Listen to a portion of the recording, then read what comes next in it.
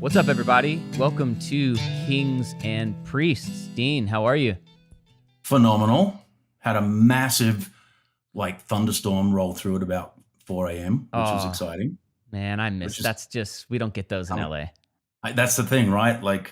So here in good old Utah, it's a thing in the summer. Yeah. Is it? I guess it's warm, huh? Are you golfing? I am golfing. Not as much as I want. I'm working too hard, but good. Yeah. I sneak in a Friday afternoon round, and a Sunday after church round. There you go. I was with somebody. I played Sunday afternoon a couple of weeks ago at this place in Glendale, and I got matched with the guy, and he hit a hole in one. It was my first time I've ever seen somebody with a hole in one, and I guess it's his second time to get a hole in one on that same hole.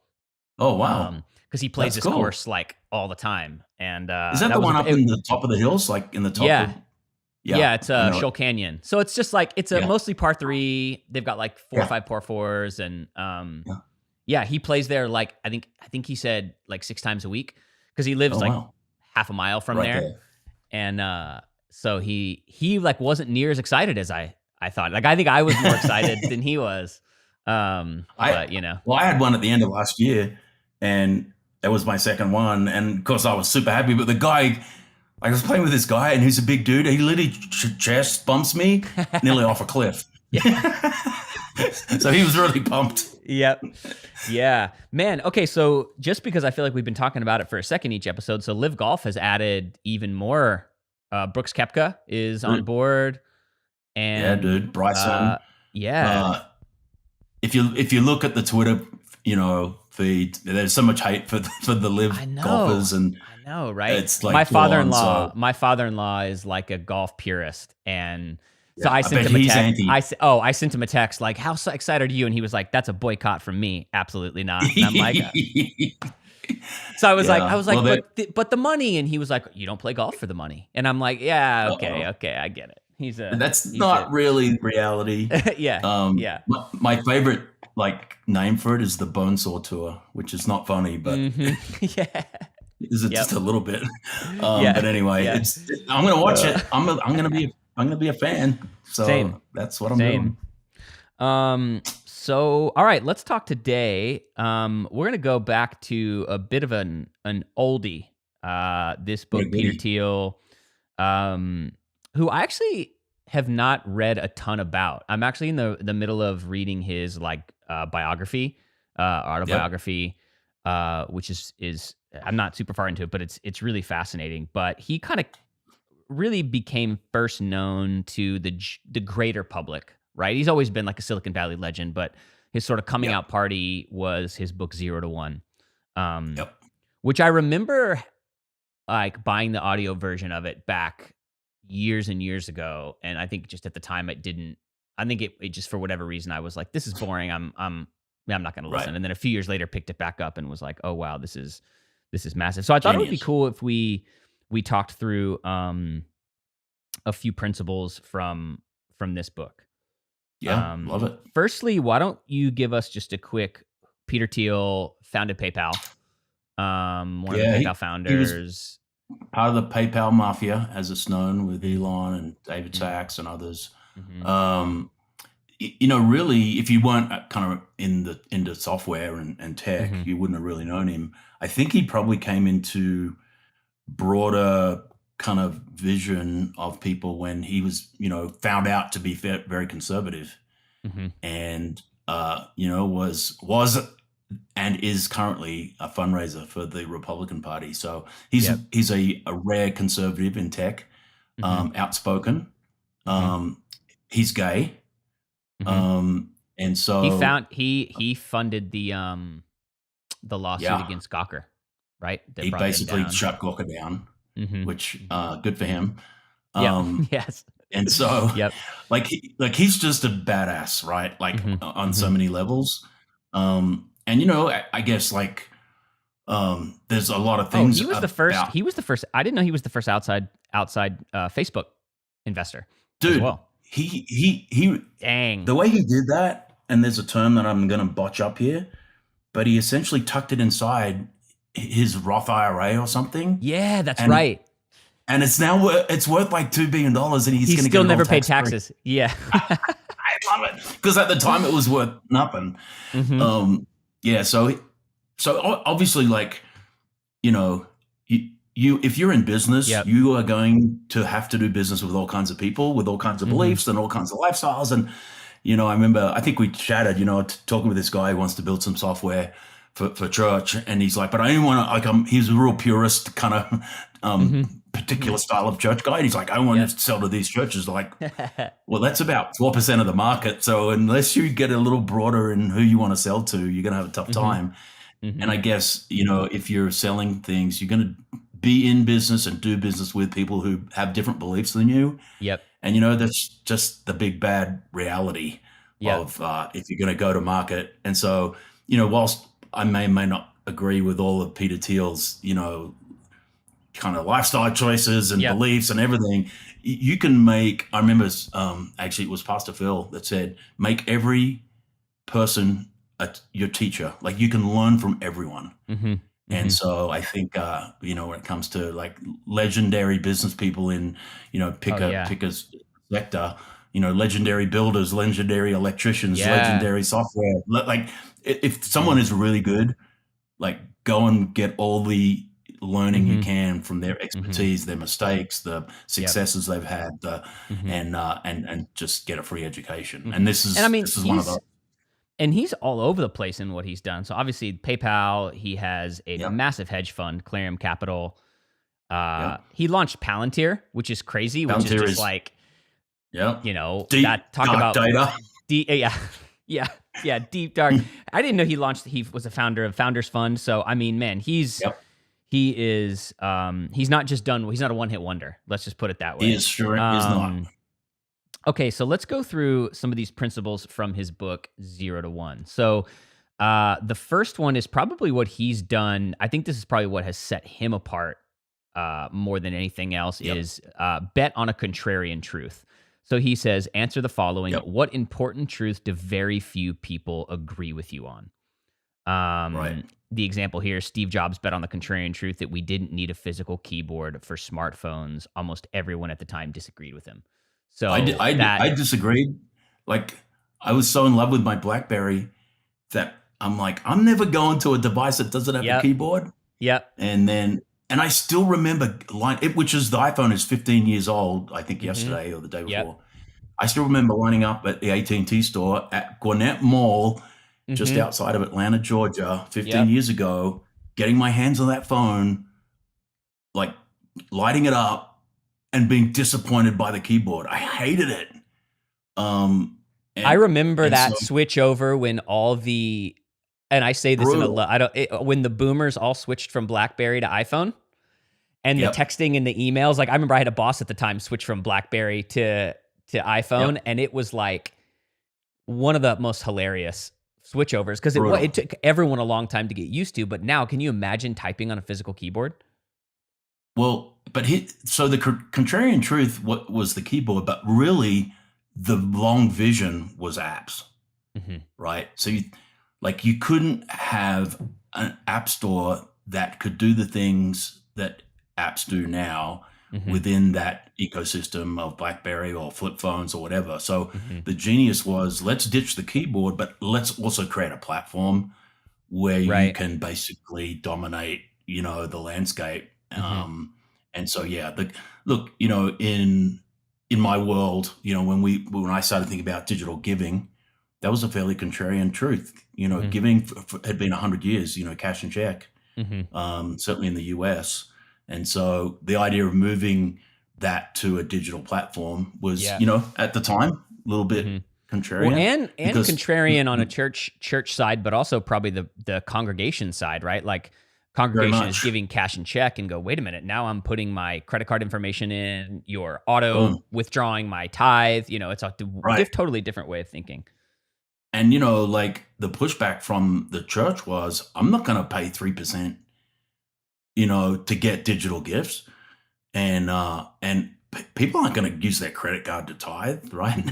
$2 billion, like, I think we're at we're now 5th billion, of digital giving Mhm. in the last 7 years. We'll do nearly 2 billion this year. But yeah, it's that is definitely a thing.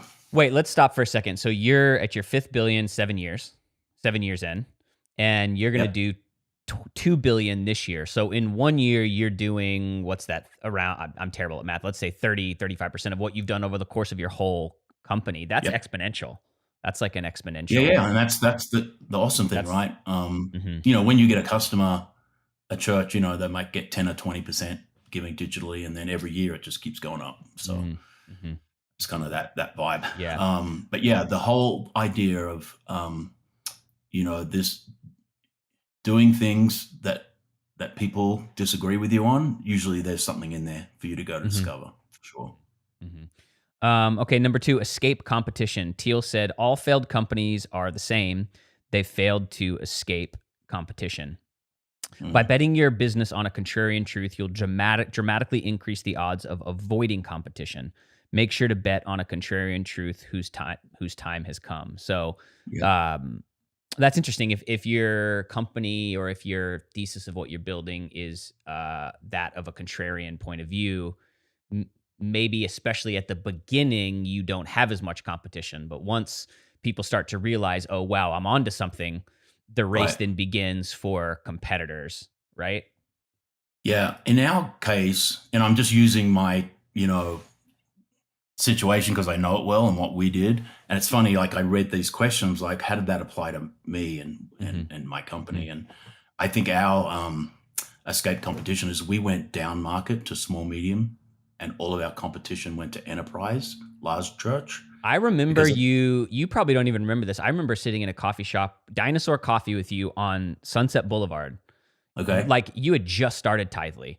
And I right, remember going like, "Oh, and you could go this route and this route and this person." And you were like, "Well, yeah, but what I'm actually betting on is that for every one church of 10,000 people, there's yep, hundreds of churches that reach exponentially more right. people," which was super contrary because it wasn't necessarily the glamorous way of It, growth it at the was beginning, not right? the glamorous, right? You wanted the big name church.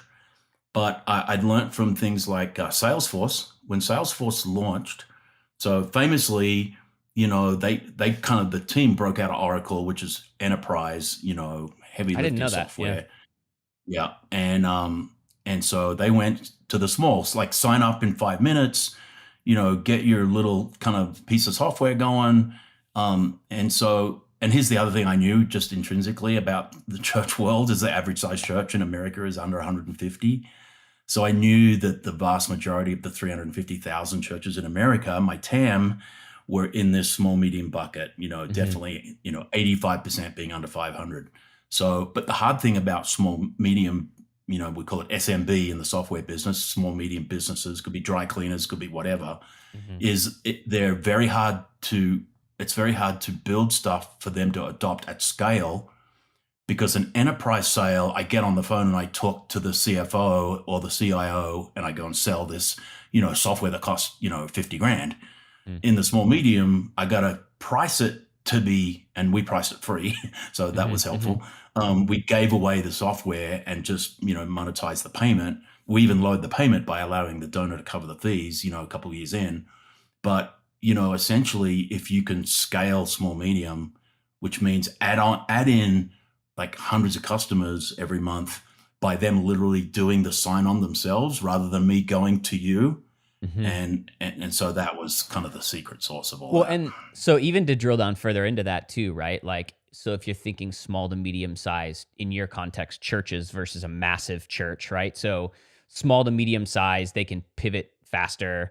There's not as much red Yep. tape. It's probably just Right. one, maybe two people that need to Yep. adopt this new tool instead of having to go, gosh, I got to get my whole team involved. I've got to get, Right. it's like there's that like what's the word I'm looking for? Just Nimble, like a bureaucracy. yeah, yeah, yeah. Was that something that you thought of early on as well? Like, hey, I just think it's going to be uh, Yep. quicker getting these types of churches involved, right? Yeah. We just sold one product. It was basically a giving link that you could put on Mm-hmm. your website and you could be up and live in 5 minutes. Mm, So once you solve that, then you get mass adoption, and we're approaching 40,000 customers, the vast, vast, vast majority are, under 500 member churches. What would you say, if you feel comfortable, your competition, and that could be a number of, there's dozens of companies that probably that would Yeah. be considered competition, uh, that maybe went a different direction Hmm. and was maybe the reason that you guys grew faster? Like, what were some, like, what was the opposite way of thinking than what you guys had I early on? mean, my thesis was that there's only so many mega churches, right? Call it 2,000 plus or 5,000 plus. So there's only so many of those, and eventually those guys are going to adopt first. So if you look at the landscape, we're 7 digital giving in a kind of this kind of new way is really 7, 8, 9 years old, and all those guys are done. So the only movement in the enterprise level is going to be people switching, right? And that's just a zero sum game. Now, as it turns out, the software we built is so good for small medium. We have a lot of enterprise churches, using it. Yep. We have probably 5 of the top 100 largest churches in America on our platform. Never had a sales call. Never tried to hunt them down. It's just been through Wow. relationship. And but knowing that was going to run out quickly, and that the long tail, right, is going to be these small guys, those country Methodist church or Baptist church. So COVID hits, right, big acceleration for our business. But still today, this week, we'll say, hey, why did you sign up? Well, we thought we should get a giving button and maybe get a website, right? Well, Hmm. there's tens of thousands of those customers still to go get. And our Mm, competitors can't go down market because of the cost structure of how they sell to right. Their enterprise. whole infrastructure has It's all to different, have a right? certain size of church that Right. does a certain amount a year in revenue to justify. Yep. That could pay, $500 or $1,000 a month for a giving platform that we give away for free. So Hmm. they can't monetize to the small guy, whereas Hmm. we built from the ground up. And now, but guess like, so we can dominate the small medium, which is our probably 90% of our focus still. Hmm. But we can go upscale because we keep building great software, Yeah. and go attack it that way. So the Hmm. contrarian Yeah. thing, and you're talking about moats, right? Like, how do I get a moat? Like this, idea of like escaping competition. How do I put a moat around my castle to where the competitors can't come in and take my castle? And cost structure, how you onboard customers is really been a moat for us. Hmm. Yeah. Number three is start by dominating a small market. When Jeff Love Bezos this. started, when Jeff Bezos started his Amazon, he had the idea of creating an everything store, but instead he didn't start with everything. He focused on dominating a small niche market, online books. So Yep. don't get 1% of a $1 billion market, get 80% of $1 million market. Right. Yeah, that's a hard one because you want to build like you want to go for the everything. Yep. And the old saying, crawl, walk, run is very true in building a business. And when it comes to, picking something that you can really go and win in, we had one product, Mm. which was a giving form, either on a phone or a computer, that could take a donation. Yep. And it was suited for that smaller customer. So, and then later we added, Hmm. CRM, like CHMS for churches, and we do Hmm. websites. All the stuff we do now, it didn't start with that. And if we'd have waited to build everything, Hmm. right, we'd have missed the boat. So we Hmm. had one thing selling to one particular kind of customer, and we really spent the first 3, 4 years just kind of Just doing focusing that. on that. And then Hmm. we grew as a business. We acquired some technology and we built some technology to, build out the suite. But you don't start there, and that's definitely true. It's a temptation that most founders have to resist by trying to build the whole thing. Hmm. Like, just build the first thing that works, and it doesn't even have to be perfect. Like, get your minimum viable product, get it out there, get going, Hmm. ship Hmm. stuff, Hmm. and then get traction, get customers, get revenue, Hmm. go from there. Literally, I read this, and then as you were talking, I literally wrote a note down in my phone about something for Vast that has been like this peripheral thing that I think is really necessary to add. And I literally just made myself a note that said, just punt that Hold. 90 days and don't even think about it again until Yep, you get absolutely. this. And that's, it's because literally the pressure is so Yep. there to Yeah. want to do a Oh little bit yeah. of everything. Yep. Yeah. Um, Totally.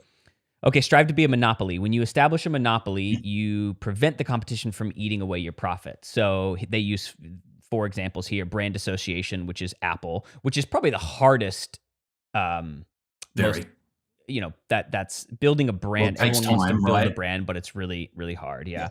Yeah. Proprietary technology, Google over Bing, which is funny. I say Mhm. Bing. Most people, if you're under probably 30, you've never even heard of Bing. They were my Yeah. first client working in media and advertising. They were spending, I think they were spending about a quarter of a billion in the first 2 years just in marketing. And Right. they don't even, I mean, I don't even Yeah. know that they exist anymore, right? They do, but we do a pretty big ad spend, and the vast majority of it goes to Google. Yeah, not Maybe not Bing, a right? Yeah. little bit goes to Bing. Yeah. Network effects, TikTok, and then economies of scale, Amazon. So the idea Right. here is, monopoly. What are your thoughts on that? And then, Yep. So brand takes time, right? mhm, So, and we kind of went with a highly customer centric focused kind of, software business to churches. So, we have a pretty good brand in the industry. We are we're respected, which leads to the network effect a bit because you start getting kind of economies of scale of customers, and they all, you know, the customer that we sell to a church, like the pastors are at conferences, they're the most networked people on the planet, right? Talk about a network effect. mhm, And so you go and see your product, at a conference, and text give like this, and Tidely comes up, and blah blah blah. So I think those two are a little bit connected. Proprietary technology is really hard, um, but you can stack stuff up on, because so payments, I knew very quickly early were going to be a commodity. It was going to be a race to the bottom on price as mhm. far as transacting a payment online, right? Yep. But you can build proprietary software on top of that differentiates you, that gives you, some kind of standout feature. Mhm, But that's a really hard thing to do. mhm. And then the economies of scale is obvious. Like once you get traction, the flywheel's going, you start to be able to do things at scale that you couldn't do when you were small. So, Amazon, once they became the king of books, man, it was, was it CDs, right? They kind of Yep. I feel like they went music, Mhm. and then it was just an And it onslaught just, oh yeah. to And everything. now it's literally everything. I always Yeah. say I serviced an agency one time that did a lot of their media buying, and they used to say that anytime they would meet with the team from Amazon, the team would remind the agency, our goal is that every person in the world could get anything delivered to them in under 1 hour. That's Yeah. that's That's awesome. crazy. And I so, know. I mean, With like, one click. that's insane to me. I know. But that they've built out Yep. that infrastructure to be able to do it. So, okay, 5, learn to go from 0 to 1. Um, Going from 0 to 1 means doing something that has never been done before. Um, Mhm. uh, it's easy to copy and improve existing products and services. Going from 0 to 1 is determined by original thinking. I Yeah. read that and that just sounds on the surface really intimidating because Yeah, it's totally. most business ideas are, hey, how do I copy, improve this, or how do I do the Uber for X, Y, or Z, right? How do I do Sure. the Airbnb for X, Y, or Z? But this is Right. really saying like, what's the original thought Right. that And you got to take like from 0 to 1? the couple that you just mentioned, right? So, I don't have you watched the dramatization of the show about Uber and the one Yeah. on WeWork, and Mhm. right? Mhm. The Uber one's fascinating. Yep. Just the opposition from the limousine and taxi companies, right? Mhm. Globally, Oh yeah. right? The genius of being able to stand in on a spot and get a car in 5 minutes Mhm. was, just a Mhm. revolution. But Mhm. here's how I think of that. There's always more ideas that haven't been thought up. And if you think, oh, everything's, you know, invented, that's always going to be invented. Like who was the guy that said that, in 1910 or something, like Mhm. it's like there is so much more, and Yep. technology just keeps allowing us to think outside the box and Mm. come up with new things. I think it has to be the mind of an entrepreneur is the mind of a problem solver. Mhm. And so all you've got to do to innovate is find problems and go fix them. And the world has a million problems. So if you're trying to get an idea for a business, look for problems to solve, and that's where your business is probably going to start. Great. Yeah, that's great. Number 6, focus on one thing. Put your effort behind one unique idea. This is something we talk about a lot, but Yeah. um, having definite optimism will keep you moving in a positive direction despite failure and setbacks. And I think we talk Yep. about this a lot, but it is that. And just what you said, what is that one? What's the one problem? Solve one problem and then start to solve the other ones. But the 0 to 1 thinking is what's Yep. one problem that I Yep. can solve. Number 100%. 7, we've done a bunch of episodes about, but we love learn how to sell. People Yeah. often say, I'm never going to be in sales, yet it is fundamental for influencing others and garnering trust. Sales 100%. skills are life skills. And I that's, love that because, mhm, we've talked about this, like if you're in business, man, you're a salesperson. mhm, And if you're not, you're dead. mhm, Um, and a salesperson is not like you think they are. right. Like you can't think car lot and being Mhm, talked into getting a car you can't mhm. afford. Boiler That is room, not what we do, stockbroker, cold call. Yeah, that's not right? what we're talking That about. is, Yeah. it's Wolf of Wall Street, like all that Mhm, mess. That is not what sales is. mm, In my mind, as a founder, entrepreneur, someone even working in a company that I respect and love and feel on mission with, it's me communicating the benefits of whatever it is I'm selling and being so passionate and like living inside of that product so much. Every time I talk about it, what comes out of me is my enthusiasm for whatever it is I'm, presenting to a mm, customer. mhm. And I don't even have to try to sell. Like I'm Right. not, there's the pitch, there's the close, there's the sign here, there's all the old school, like this is what a sale is. Mhm, I think culturally where we're at and millennial, like everyone's skeptical about everything now. That's the old way of selling isn't how you should think when we say sales. mhm. Sales is enthusiasm and passion for whatever it is you're presenting Yep. to people in whatever medium, whether it be social, whether it be in person, whether it be via Zoom, like whatever it is, you're just pumped about the thing that Yep. you're representing, and really they're just going to catch it, and they're Mhm. like, I got to have this. This Yep. guy subconsciously they're saying this guy's just given me 5 reasons why I absolutely need this product. Mhm. And if there's a go sign up here, fine. But really, you don't even need to do that. Just point them in the direction, Right. and they're going to go get it.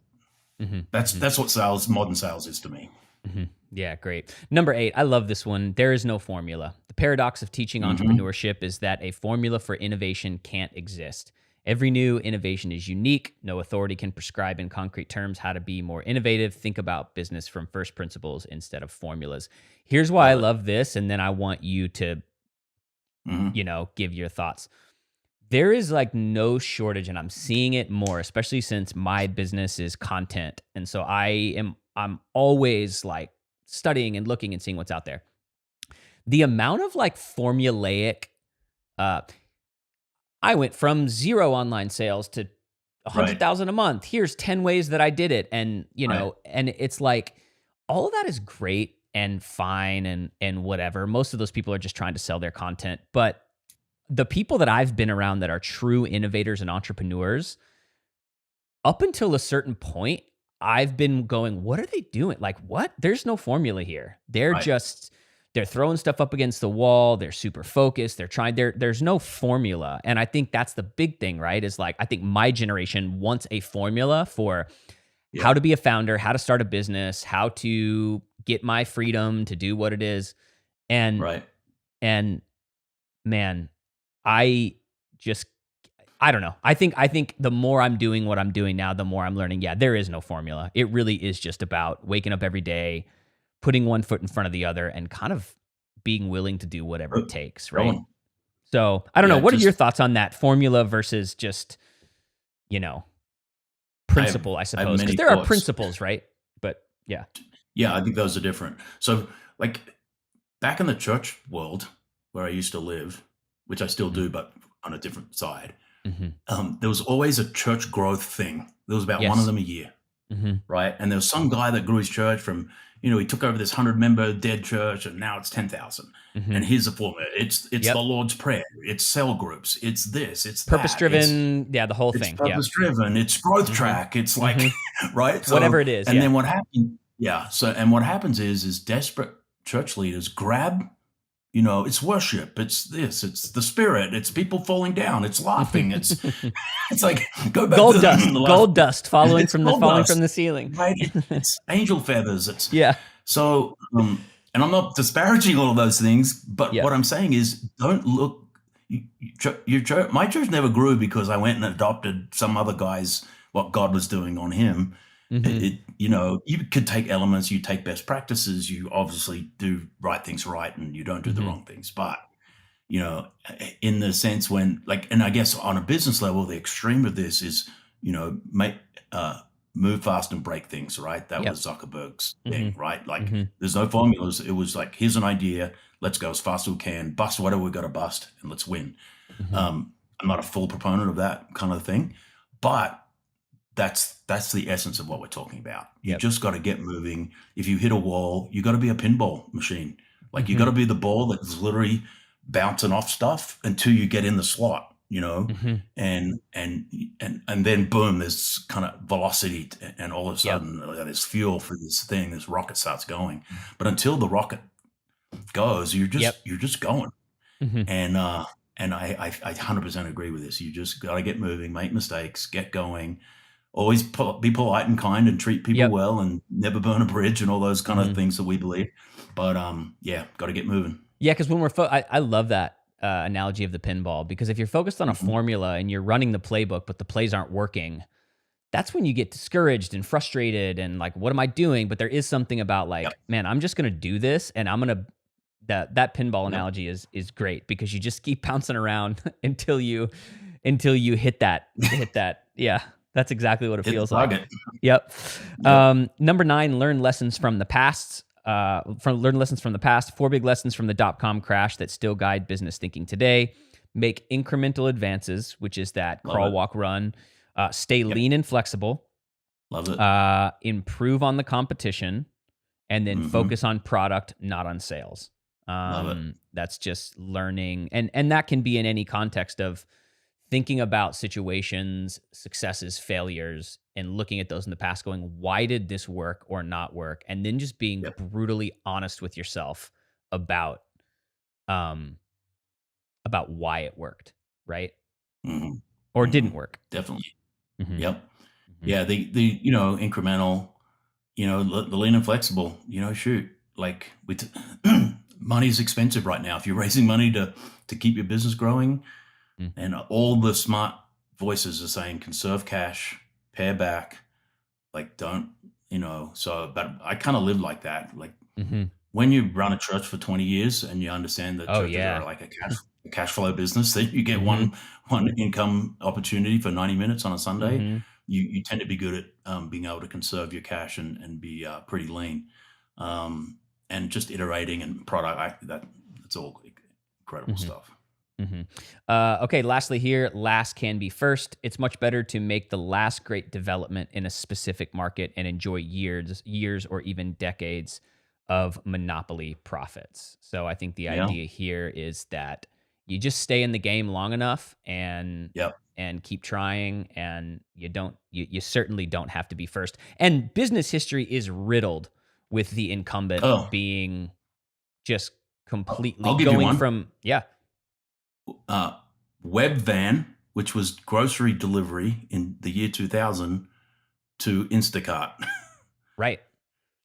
Like Webvan, I can't remember how many billions someone could look it up, but it's like, down the toilet, didn't work because basically the technology wasn't there. And then 20 years later, Instacart comes along, and we literally, when we fly back to California, are ordering the groceries as we go back. And when we come from the airport, and I've already turned the air conditioning on, and I've done 6 things with my phone on the way back home. Maybe fire up the jacuzzi, right? Heat up the pool, do that on the phone. Ready to, all right. And then we land, and I'm kind of hungry too. So I order Chipotle. And so by the time we get to my door, the Instacart is just arriving. The Chipotle is arriving. It's just awesome. Man, I would, okay. This is the last, this would be my Instacart, / DoorDash / all those rants. It's getting really expensive. And I am going wait a minute, everyone's been doing it. And now there's delivery charge, service charge, Yeah, and next thing you know, a $20 salad is a $45 I know. delivery. But I guess Yeah. people are still, I guess there's still demand. Otherwise, they would not be making it so Well, expensive to do, right? that's the thing, right? The market is setting the price, Hmm. and I would foresee some price pressure on some of that, Yep. given if we're in a recession or going into one, and people start tightening up. You start tightening up around the edges of your life. That's Hmm. discretionary, and so Yep. that's the beautiful thing. Those are like food delivery is a great example of the free market having to work in such a way that these are I can have all four apps on my phone, Hmm. and I can kind of compare, Yep. and so there'll be some price pressure there, I think. Hmm. But yeah, the convenience is ridiculous, and it just wasn't there 20 years ago. So you Right. can be last in Well, and that's dominate the something. thing. Yep. Yep. Awesome. Well, those are all great. I'll post the link to this in the show notes. Zero to One by Peter Thiel is an Yep, incredible book that if you are a founder, wannabe founder, is essential reading. The audiobook's highly free recommended. too. So okay, hey, so before we close, we didn't. I think it's been a couple weeks since you and I have chatted for an episode. What's the sentiment out there? Like you talk to a lot of founders, talk just like Uh-huh. macro economy, fundraising, all that. Like Yeah. what's just in a minute, where are we at, and has anything It- changed since we talked last? um, it's a tough time to raise money, right? For a brand new startup, not impossible. Um, and if you are continuing to raise money, you better like you better have a plan for that to last 24, maybe 36 months, because I don't think the economy is gonna be bad for that long. And it might not be like the labor market is still very tight. We're seeing a little kind of things around the edges, and housing is getting a little pressure with rates. There's going to be another at least 50 point, rate next month, maybe 75 to slap that Mm-hmm. inflation thing in the Mm-hmm. head. But it's going to be bumpy. So just be frugal and be wise. And there's a whole generation of founders and business people who have only known this Mm-hmm. to the moon, right? Mm-hmm. Mm-hmm. And diamond hands forever, and it's going to be a little bumpy. So just be smart, conserve your cash, and if you got a really good product and serve your customers, you'll do fine. If you got a crappy product and you don't serve your customers well, you'll probably go away, Yep. like happens in all these Mm-hmm. cycles. So Mm-hmm. just button down. Cool. Cool. Good stuff, Dean, as always. Thank you. And we'll Yeah, see y'all all back here next week. thank you. See you, everyone.